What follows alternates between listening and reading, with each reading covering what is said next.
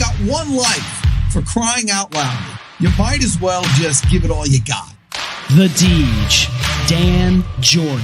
Your daily dose of reality. Your daily dose of the Deej. I can't believe I'm saying this, but I need my daily dose of the Deej. I make the news. I don't watch the news. I'm a leader. The Sales Energizer, Dan Jordan. Listen, don't worry how to sell, baby. Worry about why people buy. And it's fun. You don't need a 5-hour energy. All you need is the Sales Energizer.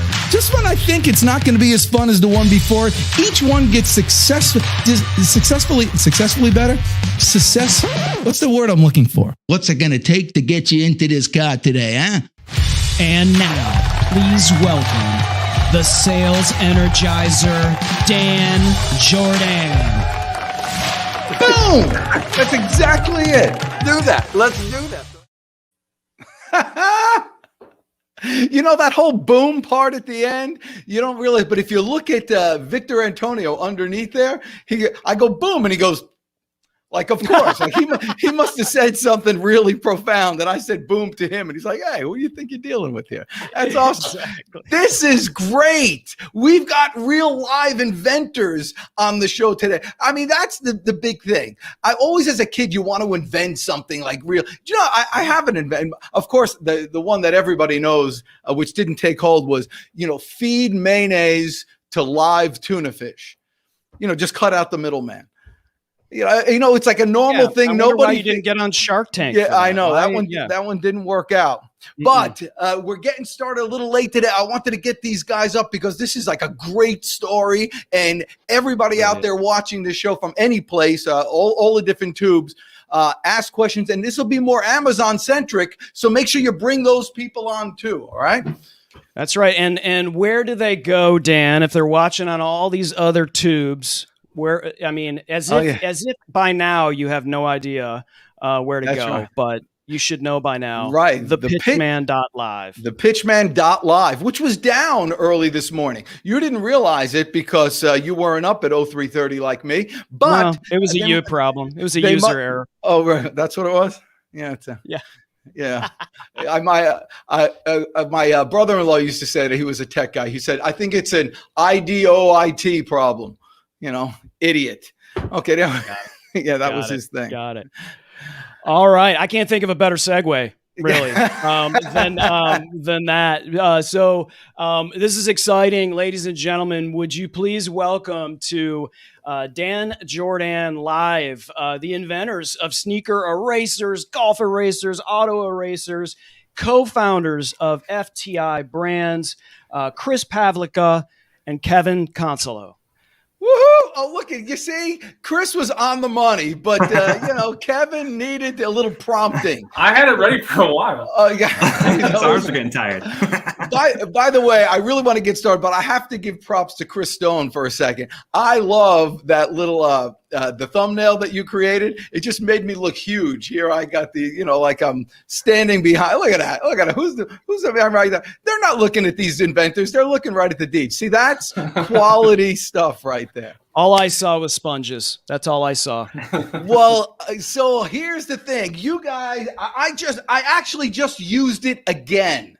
I just used it again on my table. And I want you to tell the story, but on my table here, for whatever reason, there was a magic marker. Like, you ever put a permanent magic marker where a erasable magic marker is supposed to go? And it's just a nightmare. You don't know what to do. And so you do that whole game where you put stuff on it, whatever. Anyway, I used your product. It's clean as a whistle. If I could show, if I had it, I could show you it, but because it's so good, it looks like nothing. Table erasers. It's a table eraser. So this is awesome. Tell me, who invented this thing? How did this thing get started? Well, Kevin and I actually, we both grew up in Ohio, and Kevin and I met at Ohio University in college, freshman year. I saw him walk into the dorm across the way. He had his golf bag with him, and I always played golf my whole life. And I said, I got to meet this guy. At least I'll have one friend here. And so anyway, we became friends our freshman year, and then we lived together in the dorms our sophomore year. And we used to stay up late at night in the dorms just trying to come up with that next $1 million idea. We couldn't help ourselves. We just always had our brains turning. And We had one heck of a lot of bad ideas back in college, but we said one day we're going to come up with the right one and we're going to team up. So after college, Kevin moved east, I moved west. So he was in the business school at Ohio and I was in the film school there. So I always wanted to be a filmmaker. So I moved to Los Angeles, didn't know anybody here.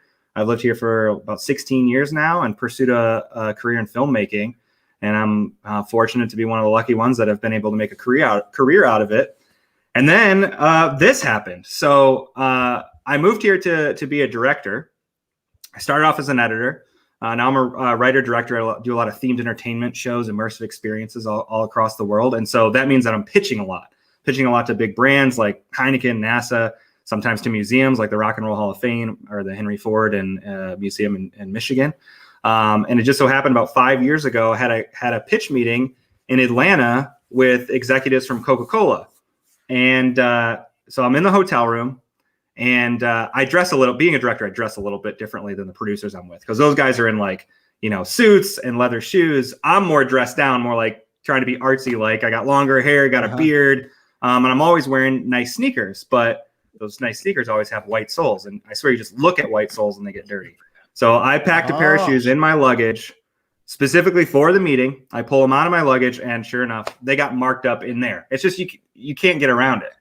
And so, again, this is before SneakERASERS existed. This was the catalyst for it all. So I Googled how to clean white-soled shoes, and all I found were home remedies, like scrubbing bubbles, bathroom cleaner, and toothbrush. Yeah. Hold on one second here. I just have to let you know, this might be the coolest story I've ever heard in my life. I just love this. I literally have goosebumps. This is so cool. Okay, keep going. There you go. No, thanks for saying that. Kevin and I talk about this often, how it's rare that we step back and look at the things that have happened around us. And it takes being reminded by you, Dan, to man, this is a cool story. We need to not forget these things and we need to reminisce and keep those close. And it just the daily grind, we tend to forget some of the super cool stuff. But so yeah, hotel room, I'm Googling how to clean white sole shoes. It says home remedies. That's all that's on there. Scrubbing bubbles, bathroom cleaner, and a toothbrush.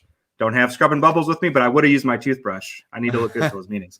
And then the other one was hand sanitizer and a paper towel. So I had hand sanitizer with me, and I ripped through the hotel room's entire box of Kleenexes to get my shoes looking just good enough, just in time for the meeting.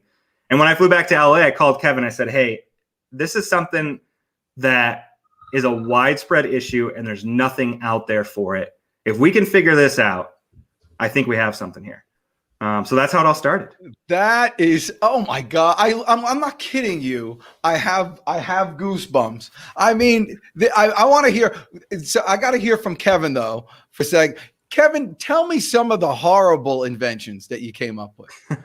I'll give you one of mine and it'll give you time to think. Okay. So mine was now I'm a Jewish guy, but thank goodness I married a Christian woman. And so I finally got, celebrate Christmas. And so I have Christmas lights and we have a tree now. And so on the tree, I've learned that you have to water the tree all the time.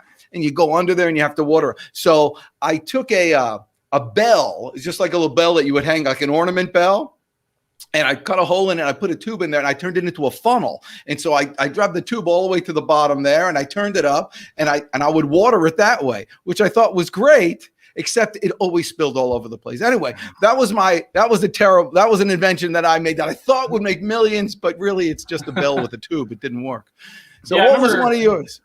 Chris and I, we kept a journal and just kept a bunch of different ideas. And I think that's a great tip for entrepreneurs or wannabe entrepreneurs and inventors is just go through your daily life and see things that are annoying or see ideas that come up to you and just continue to write them down. But I can remember a couple that I had down that list. It was this LCD,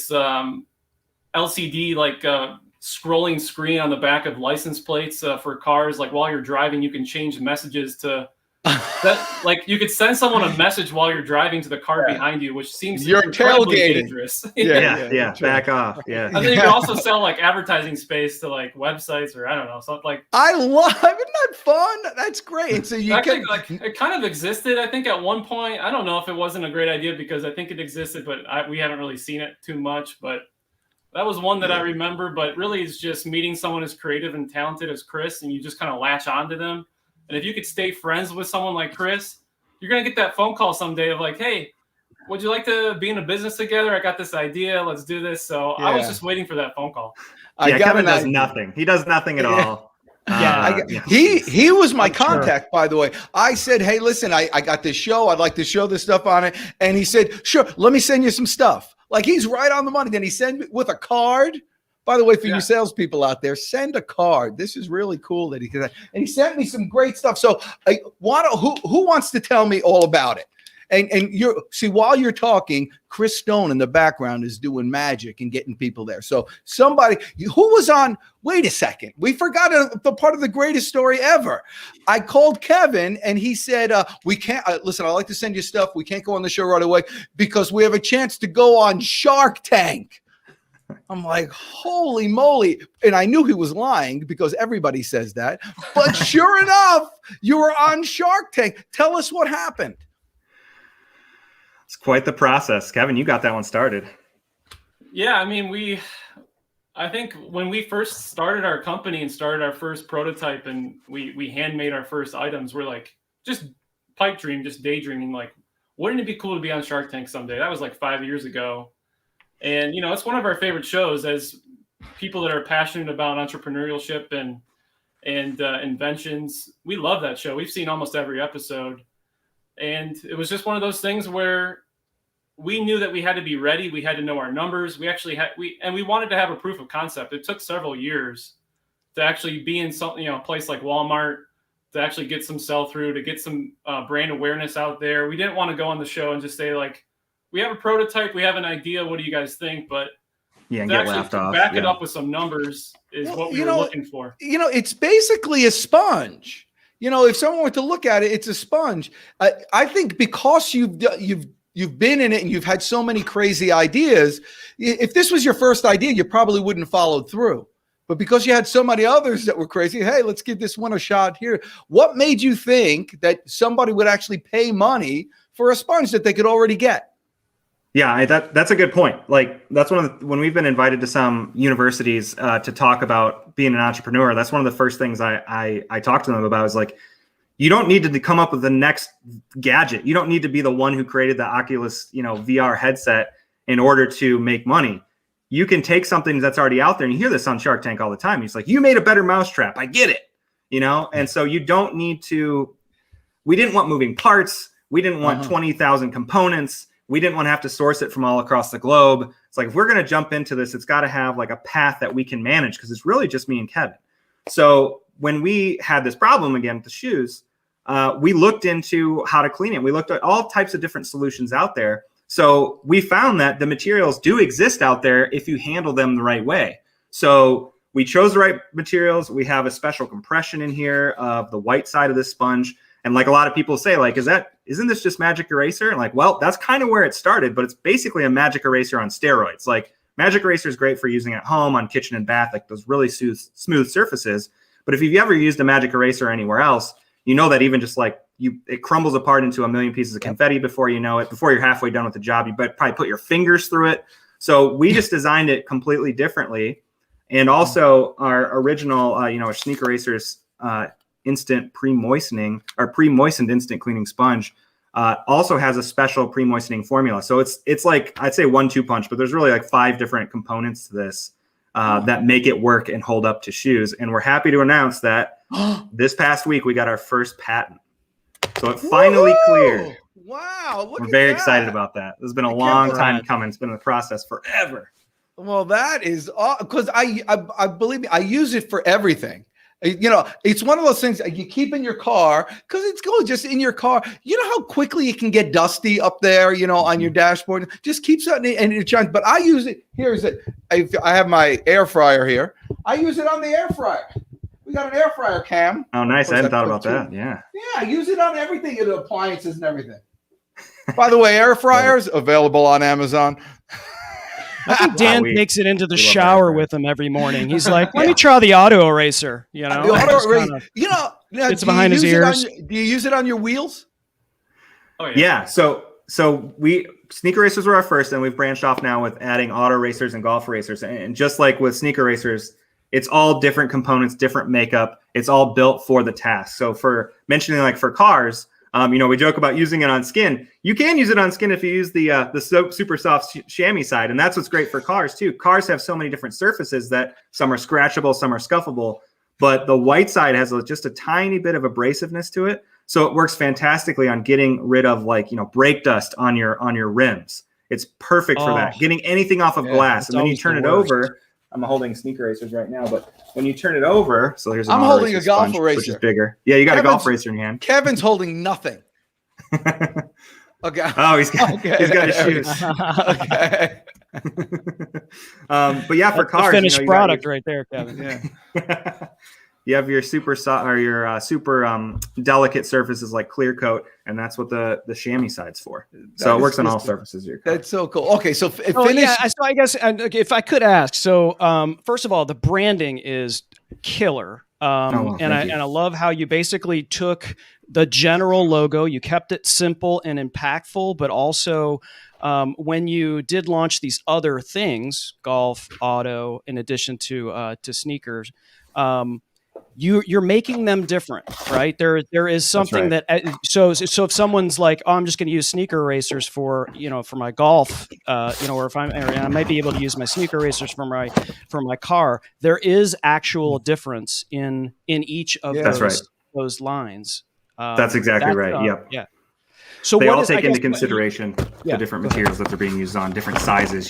This is the auto racers isn't meant to be used on your entire car. It's for touch-ups. We call it an instant detailing sponge because that's essentially what it is. People hear detailing and they think a lot of work, but this is not a lot of work. This is for touching up your car between washes. Like when you pull out of a car wash and you still have some marks in your car, like this didn't get off of there. That's what this is for. It's perfect. Yeah. Bird flies by and makes a mess on your windshield. That's what it's perfect for. It's an for those of the uninitiated, it's an EDS. IDS, instant detailing sponge. Stay with me. That's right. Here coming fast. That's right. Yeah, that's right. Yeah. I got little ideas. So finish the Shark Tank story. How did that work out? So you got onto Shark Tank. So what's that process for all the inventors out there who that's the dream? What was the process? So Kevin originally, I believe he signed up. He submitted our application online because the pandemic had just started, so they weren't doing any in-person casting calls anymore. So we submitted online, and then like a couple months later, we get a phone call. Like, oh, Shark Tank called. This that's pretty cool. We've made the first round. Then we made the second round of casting, and we made the third round of casting. And all of a sudden, we're talking to producers, and we're preparing, and still in the middle of the pandemic. So lots of confidential things that happen with the show. As you're going through the process, because no one wants to let any of the cat out of the bag. They shot in Las Vegas this past season because of the pandemic instead of LA for a multitude of reasons. So we had to fly to actually we drove from my house to Las Vegas. We were there for about a week before we actually shot. So we were in the hotel there in the Venetian. That the Shark Tank, I can't speak well enough of the Shark Tank production. Everything's just top notch, first class, all the way around, taking care of everybody, testing us, for COVID, making sure everyone is safe. Kevin and I are pretty nuts about staying safe, when all this stuff was breaking out and still now too. But I felt even safer when we were with that production team. It was really awesome. And then, one day they knock on your door, and before you know it, you're in front of a bunch of multimillionaires and a billionaire and trying not to wet yourself. Well, that's cool. Well, if you did, you would have a good wipe. You got that. So and ultimately, and let Kevin jump in here for a second. So ultimately you got a deal. Well, it's crazy. We, with the whole process of filming and then versus the editing team, and then finally, if you get a chance to air, not even my parents and close family knew the outcome of what happened. Like we had to keep it so tight to the vest, and you just can't let it out of the bag. And you want to give yourself the best opportunity to air. So it's just crazy. It's a waiting game. But yes, we wanted to put ourselves in a good position to get a deal. We wanted our product to look good.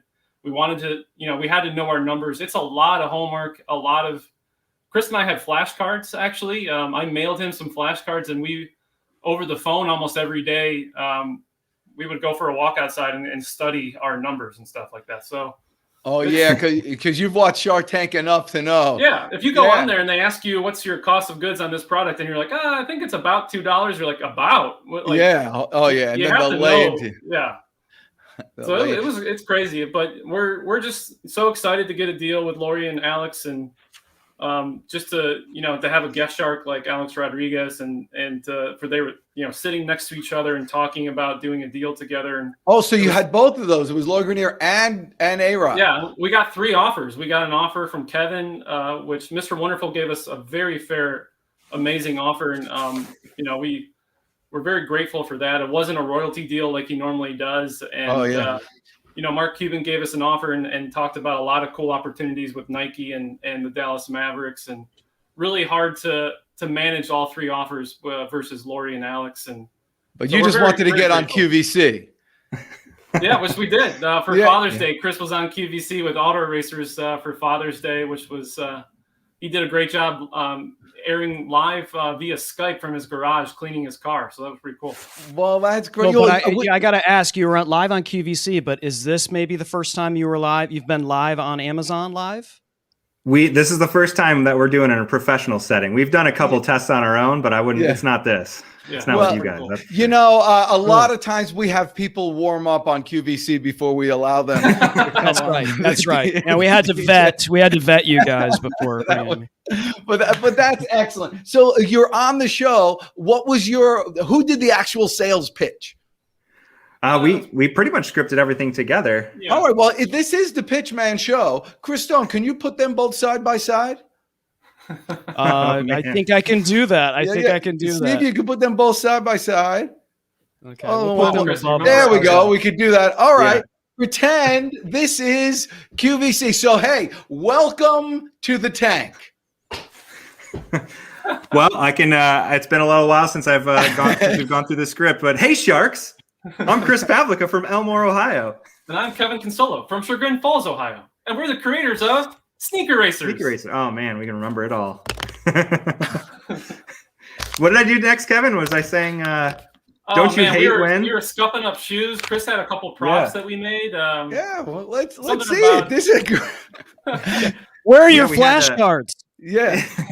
You know what's funny is that we were building our props before the show, and they have a great art department there, so it was great finalizing it with them. But we said we need to mess up a shoe on a curb. How are we going to make this happen? And no kidding, Kevin and I drove around my street and down a couple other streets, and we found a curb that had something had happened to it. So we actually grabbed a chunk of a curb and took it with us. Oh, and so that's awesome. What we used. And so I'm using shoes there and slamming it against the curb, trying to make sure we get black marks on there. We're doing an elementary school arts and crafts project with melted crayon and making fake tar, and it was crazy. Finding a rock on the street. We still know this. We still pass that spot occasionally. That's right. Always remember that spot. That's funny. Okay. So finish. So at the time, here we go. What were your numbers at the time? All right. Listen, very cool. I got it. Do you have any sales? That's right. Yes, actually, we do. Yeah, this is Kevin's. Kevin, go for it. Okay. So last year, we're in Walmart. We're in 35,000 doors in different retailers and mass and convenience stores and supermarkets. Last year we did about $1.4 million in sales. This year we're projected. Dan, write that down like you're a shark. Write that down. I got. We're projected to do about $3 million this year. Our growth is, expanding to different categories, different channels with auto racers and golfer racers. And we have a good profit margin and a sustainable business. We handle things like Chris said, we streamline things and design them for the task. We're not going a mile wide. We are going very deep into auto care and golf and shoe care. And we're really going to, but there's so many opportunities still for our business. So that's what we kind of pitched. It's just that we're scratching the surface on retail. I'm still role playing. Hold on. So how did you get into Walmart to begin with in all these stores? Well, I mean, there is some luck involved, but obviously there's a lot of risk involved too. Chris and I decided to go for it and attend our first trade show in 2019. How many stores were we in at that point? 220 stores at that point, going to that trade show. So it's a lot of we're in our first grocery chain. It was a Kroger division. So at least we were in our first division, and there was some sales there, like proof of concept there. But, it was a lot of money for us at the time to attend that trade show. Yeah. And you get to see other retailers that you would probably never get a phone call with. And we were probably the new kids on the block at that show. And the response could have been, everybody could have said no. And we could have gone home and said, you know what? Not the business for us. Pack it up. Everybody said yes. Everybody said yes. We had like 40 meetings, and it was just we love this product. How quickly can we get it? Can we get a different type of? Can we get a 3-pack? Can we get an 8-pack? Can we get this price point? Can we get a floor display? And it was just, we went to work from there, and we were in Costco later that year. We met our Walmart distributor at that show, and we also met a couple big retailers that we're still doing business with at that show. So we took that huge gamble. It was a lot of money, but you have to kind of spend money to make money sometimes. Did you have a booth, or did you just go? We had a booth, and it was a show called it's an event called ECRM. So they do private pre-scheduled meetings. So you actually know that you're going to get 10 to 20 minutes with these retailers. So we actually can go in and prepare for these meetings, which is great. I know. Yeah, that's what they started doing. Thank you guys for helping us launch our company.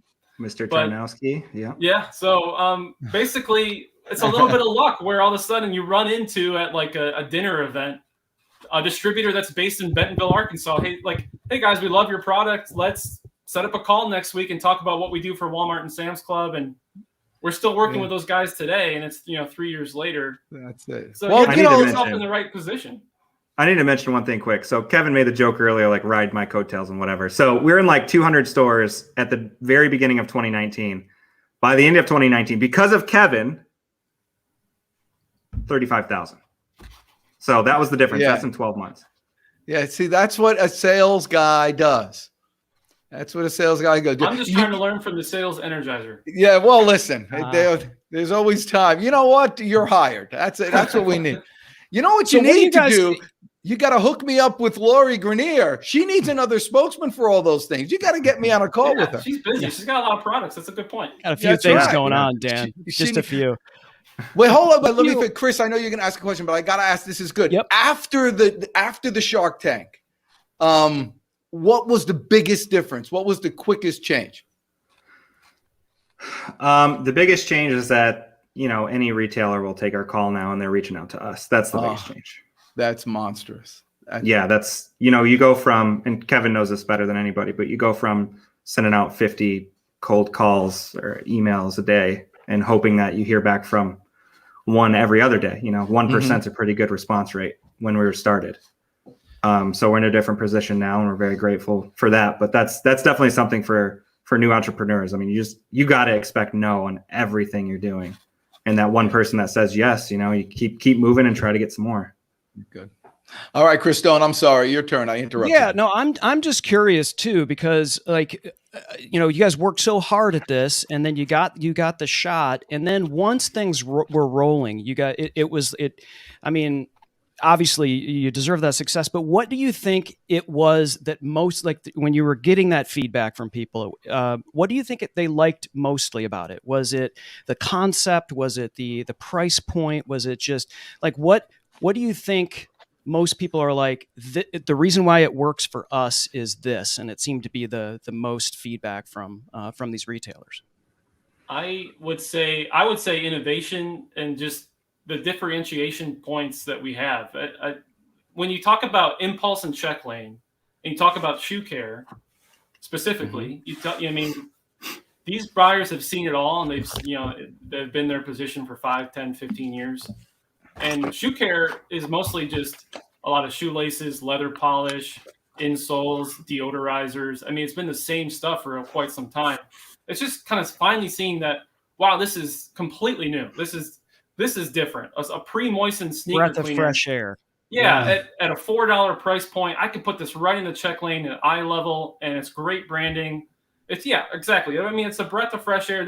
I've been looking for something new at this show, and finally, we're like winning these Buyer's Choice Awards or the Innovator of the Year on Amazon, which we can talk about soon.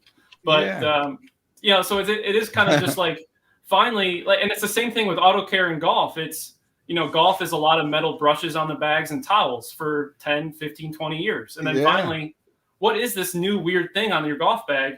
Something that works a little differently and more. Why don't you explain that? Because this is the Golf Racer, and it comes with this concocted thing. Is this for hypnotizing? You can distract people on the golf course. But, that's right. We call it a tether. You can clip it onto your golf bag and allow the cleaners to be accessible during the round. So basically, so you tie it on, and so it just goes on this? Well, it actually clips onto the golf bag on that little top holder on top of this, on the silicone circle. And then the sponges slide onto the tether through the through hole. And then, so there's two different nubs. Yeah, Chris is showing you too on his screen as well. Okay, is this the, but this isn't the pre-moistened, delicately designed, what did you call it? The IDS thing. Okay, yeah, so Golf Racers has to be made a little bit more durable because of, the golf shoes and the sport itself. But so there is a durable scouring side, but there's also that white side that has a fine abrasive. It's perfect for cleaning the smooth surfaces of the golf club faces and the golf balls. So God, what a stocking stuffer. Are you kidding me? Stocking stuffer at $14.99. And in between golf shots, Chris is going to show you how you just kind of wipe off the dirt, the sand, the mud, the grass, and you get ready for that next shot. Not only do you have clean golf clubs after the round, but hitting pristine golf shots on the course, you're going to have better accuracy, you're going to have better ball striking, and you're going to just look a lot better in your golf bag. You don't have to go home and take a whole Sunday out of your day and clean your entire golf bag. It's just so really now my brain is working. My sales brain is working. So talk about gifts for new clients or for your clients or for getaways and things like that. Look at that. Yeah, we've had a lot of courses reach out to us for tournaments, giveaways. That's how I met you. I think I met you because John, a guy he sells products to golf courses. He showed me this thing, and I said, "Man, I got to call these guys." I go, "Is it available on Amazon?" Yeah, and it reached number 1 on Amazon's golf bag accessories this year. So it is a really good seller on Amazon. It's a great stocking stuffer, great Father's Day. If you have a golfer in your family, your friends, like you said, a great corporate gift. So it's just when people see it on your golf bag on the golf course, it's an instant conversation starter of, I've seen brushes and towels for forever on the golf. What is on your bag? Like, I need to see this. And it works incredibly well. No, everybody will want one. If one guy has one, everybody has one. Exactly. Or one gal. I have people come up to me on the course and take photos of it and just ask me where I got it. And so it truly works. It truly works way better. We play golf our whole lives. We're tired of getting our towels with like little brown circles all of them by the end of the round and like not being able to wipe your hands down. So now this is a way for you to clean your clubs without messing up your towel. And also we've always hated those metal bristle brushes. I remember I used to take a toothbrush on the course when I was younger and playing in high school, because it was the only thing that actually get anything clean. And so like Kevin said, we needed to figure out a way to get it to be near you. So that's why it's silicone, it's stretchy, it'll be in any position you need it to be. And then with the hole in the sponge, you just let it flop back down in your golf bag. It's just always there for you. And when your round's over, take it off, you can clean your shoes with it if you want, toss it, and then move the next one down from the reserve supply on top of here, and then you use the next one. So it's been a really good item. When your tether is empty and you just have an empty tether on your bag, you can go back to Amazon and get the refill pack. Yeah. For only $9.99. So you can just keep it going. So has it improved your game? Yeah, I mean that's one of those things. Like my clubs have, no kidding. Like I'm kind of a nut about keeping things clean, but they've never been this clean. Like they're always clean enough and the grooves are good, but like my clubs look brand new every time. Right when I'm done with the round. So really, and that's been the big thing that people have told us is like the green side's great at getting off the big chunks. Use the white side and it makes it look like I just bought them. Yeah, that's cool. All right, so so either you guys married? We're both married. Yeah, you both married. Any kids? Yeah. I just had my first kid last week. So. Did you really? Now be honest. Be honest with me, because I mean we're practically family at this point. Did you wipe their tuchus just once with one of these things? No. I mean, just once. Did you not christen them just one time with a auto eraser or a golf eraser? Yeah. We do not recommend on baby skin. Okay, all right. Yeah, not yet. Baby eraser. I thought it was super soft. I thought it was super soft and non-abrasive. Oh, you're right. You should have used the auto detail. That was the one you should have used for that thing. But that's awesome. So, a boy or girl? We had a boy last week so it's exactly a week ago on Thursday. Oh my gosh! Look at you. Have you slept yet? A little bit here and there, but wow, that's exciting. And what's his name? Landon. Landon. You got a picture? Yeah, I mean, I could share a picture. Yeah. What kind of man are you? You don't have a picture of your newborn like that. Here, an opportunity to show it in front of tens of people. No, my camera is full right now of photos. I mean, which is awesome. Yeah, they're great. Like, I never thought I'd be this dad, but I'm taking so many photos. Did you? Look at that. He looks like a little. You know what he looks like? A little golfer. Yeah, that's awesome. So this, I'm getting calls all over the place from friends who are watching, but they refuse to comment online here. All right, so have kids. You get started. Is this both your full-time gig at this point? Yeah. All right. Yeah. So it truly is a family here. Chris has a daughter, and Oh, Chris, you got a daughter too? I thought you. Okay, where's your picture? Yeah, but here you go. Okay. Right on the front here. He's got a 2-year-old. Oh, you got a 2-year-old. Oh my gosh, a 2-year-old. Oh, you're kidding. I want to just die right now. That's impossibly cute. Look at that. Jeez. A couple of guys living the dream right here. Yeah. We get to work together. I mean, best friends for 17 years now. We get to talk to each other every day and try to support our family. So that's really still supporting a small business in many ways. Are you, Chris? Are you still doing your directing?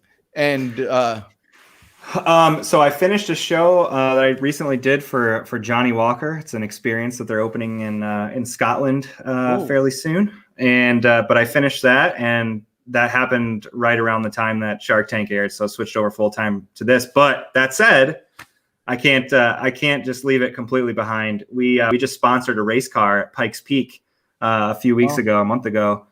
So our good friend and race car driver Tim Hardy, who owns his own car, and with his dad and his buddies, they spend a bunch of time in a residential garage, his dad's garage, getting the car ready every year. He's done it for I'm gonna upset him here, like 9 years now. And the great thing about Tim Hardy, not only is he driving the Auto Racers car now, but he does all this on his own. He's just a homegrown guy. And he goes out there against people driving hundreds of thousands of dollars worth of cars, and he beats them. And, he's just doing it on his own. He bought his car. It's a BMW that he bought on Craigslist for $500. It's like an 89 BMW. And the whole thing has been torn apart. He makes his own carbon fiber parts in there. He's like a mad scientist, and he beats them. It's crazy. So we're happy. I just think it's so cool. He drives the Auto Eraser car. Yep. Yeah. Well, I mean, back to the brand. It feels like the perfect brand to go on a race car. I mean, it's simple, powerful, and effective. And the fact it's got to be Auto Erasers, right? That's right. You can't put Golf Erasers on a race car. But I'm curious. And you guys don't have to give away secrets, but one of the great things I think maybe it was a part of your pitch is they were SneakERASERS, but you had plans going on for auto and golf. Are you guys, are there plans for other things that are in addition to auto, golf, and sneaker? Yeah, we're always kicking around other ideas. By the way, I realized I didn't answer your last question. We went to Pikes Peak, and I went there with a cinematographer, and I directed a couple spots, advertisements that we'll be using in the future. Anyway, there's your answer. Sorry about that.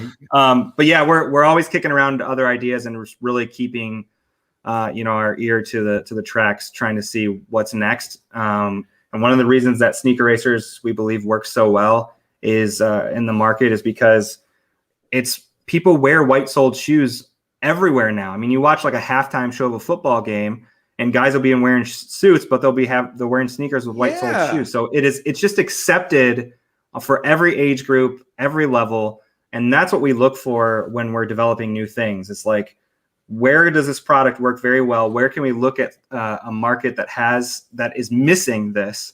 It's really like Kevin says, the innovation we have is the ease of the product and how well it works so quickly. It's just making your life just a little bit easier across the board, and we look for big markets like that, cars, shoes. Yeah, Golf is much more niche, but we're just big golfers. It's kind of a passion project for us that has taken off. Well, there are certain things that give you instant gratification. And like mowing the lawn for me, I like to let the lawn go high, and so I can mow it. And you get instant, as you're doing it, you watch what's going. It's kind of fun. And by the way, we sell lawnmowers. You need to they have the unbelievable electric lawnmowers now that it's so good. You could do it because I wake up early. What time do you guys wake up? I'm up at 6 now. Yeah, you see, I know that's what you got and you got a newborn, so you don't sleep at all. So forget about it. But anyway, it allows you to mow the lawn before your neighbors wake up. You can't, get everyone in trouble. It's the greatest thing. But you get instant gratification. This product is the same thing. Your shoes get scuffed up. By the way, I read the directions. Yeah, go ahead and show that because I read the directions and it says don't be harsh on it. Okay. That's right. Yeah. It's almost like a polishing motion. It just takes, let me try to get some better light on there there you go. Now you can see it better. Yeah. But yeah, it just doesn't take much, and it goes, that's one of the things customers say is this still is an eraser. It is going to degrade as you use it, but the softer you are, the more delicate you are, the better it works. Because when you start pushing on this thing and flattening it out, it loses its abrasiveness. So, and then it also crumbles, so just like a pencil eraser, if you use it on a smooth surface, it's going to last a long time. If you use it on a textured surface, it's going to go away quicker. And then also with your pressure, too much pressure, it's going to go away quicker. So it won't last forever, but it'll do the job very quickly if you just use it the right way. Yeah. You've taken away all the obstacles to purchase it. The price is right. The ease of use is right. The satisfaction of using is right. And it's new. And everybody likes something new to say, hey, look, I discovered something new. That's right. And there's 2 versions of it. We have our single that's pre-moistened. So this is for touch-ups on the go, wherever you are. If you're in a hotel room like I was when I came up with this idea, you can use this anywhere. You don't even need running water and you're done. And then we have our more economical 10-pack that you just keep at home under your sink. You just add water. All the cleaning power is baked in here. Once you add the water, it activates and you're good to go. And then you have a lot more at home. So that's more for deeper cleaning. The 10-pack is the #1 bestseller in shoe cleaning on Amazon. And it has been for a while. We're very proud of that. We've been very happy and lucky. Can you pull that up? Can you, Chris Stone, and show? Can I pull that up? Yeah. Can I pull that up? Of course I can pull that up. This is talking to Chris Stone here. Yeah, but that's right. I mean, who do you think you're messing with? So this thing, this is great because it's pre-moistened. Because every once in a while, you're lost in the desert. No one's around you. You have no water. Let's say you're dying of thirst. You could squeeze it out and drink it. I mean, it's actually a life-saving device. Yeah, look at that. We'll have to talk to our legal team. I'm not sure we can actually approve that message of drinking, but hey, maybe. I know. If it's life and death. I do like. Well, while we're doing shameless plugs, so the 10-pack is the #1 shoe cleaner on Amazon, but we're also we won Innovator of the Month recently on Amazon, and we'll be eligible to vote starting August 1st. Anybody can vote for Innovator of the Year. We'll be eligible for the Amazon Launchpad Innovator of the Year. So we're really pumped about that. Hey, did I do a video for you guys? My video should be up there. Yeah. Thank you so much again. If you scroll down a little bit towards the Q&A section, your video's down there. Yeah. How do we get it so it's up there? Well, there's us right now. There's an Inception moment. So we're live streaming directly. Oh, that's cool. We got to put that there so we can snap a picture of that. That's cool. Oh, I've been taking pictures the whole time. Okay. There you are, Dan. There's your video, Dan. Yeah. Oh, yeah. Look at that. Yeah, you see, that's the problem. By the way, I know this guy. That was taken. So this is my basement. If we go there, there's the window. It's a fake window on that wall. Purchased on Amazon. This side is the wood one. Nice. Very nice. But doesn't that look real? I thought it was real. Oh, see that? Yeah, I did too. I'm dropping it. Yes, I did the same thing with you. I scuffed up my shoe. I was totally amazed that worked. It really is like that. So I think it's excellent. So for new inventors, if you had, you're probably being asked now, and this is going to happen for the rest of your life, where people are going to be asking your advice on, how to come up with a product and how to do this stuff and how to win. And so might as well, have you been asked to go to colleges and talk to them about that? Yeah, we have. So, we've been back. We went to Ohio University in Athens, Ohio, which sometimes people confuse with the Ohio State University in Columbus. But we actually thank God. Thank God it's not that. Chris Stone's from Michigan. You can see my Michigan. Oh no. Well, oh no! I was actually just going to mention that we went back to Ohio State to talk to their entrepreneurship and don't do it, Chris. Program. Don't do it, Chris. You know I'm in control of the button that ends this thing, right? Well, Chris also just came back from Michigan, so oh my gosh, look at that! Yeah, that's good. Well, yeah, we've been to a couple of universities, including our alma mater. We've been invited back to speak to their entrepreneur program, so we're pretty excited about to give back and to kind of talk to the young kids. I mean, when we were 19, 20 years old, we weren't really thinking about these types of things too much and that we would succeed. But so it's cool to kind of give them some advice and talk to them. Well, listen, here's the thing. And, because at the end of the day, I'm a sales guy. I'm a sales advisor and consultant stuff. Dude, you're not giving back. You're just giving. And both of you are just giving. And, you've created something, it's easy to sell when people want to buy. And that's what it is. Don't worry about how to sell. Worry about why people buy. And people buy because there's a problem and a challenge that they didn't even know existed until you put it in front of them. And really, that's the advice you want to give entrepreneurs. Find that people don't know what their problems are until you make something and take that chance. And you guys did it. I think it's just a wonderful kind of exercise in true American just grittiness and go ahead and make things happen. And it's just so impressive. Both of you are so impressive, and I love to meet you. So all of you out there, if you have any last things, any specials, here, let me ask you, how can I help you? What's the next big goal you want to get to? What's the next thing you're trying to push out? What's one of those pipe dreams? Until you get it out there, you don't know how it's going to come. So you got to get it out there. That's true. That's a good question. The next thing for us is we've done so well on Amazon, and our next thing is just trying to get our especially auto racers taking those next leaps and getting into more retailers, really get into auto care retailers. And we're working on that now. We're making some progress. Yeah. Yeah, I'm going to listen now with the big guys out there. Well, we'll stay in touch. And for all you out there who are watching on all the different channels, in terms of sales and anything, this is just more proof that it's just possible. It's just possible. All those stupid ideas that you had in the past, they may not work, but it's because of them that you get that massive idea that can take you to Shark Tank and beyond. I'm so proud of it. I'm so glad to have met you both. And thank you guys for watching. You guys are the best. Oh, Chris Stone. I have to always thank Chris Stone. Chris Stone, the world's best producer. Arms in the air for you. You guys are the best. I'm the Deej. Go get them today. Thanks, guys.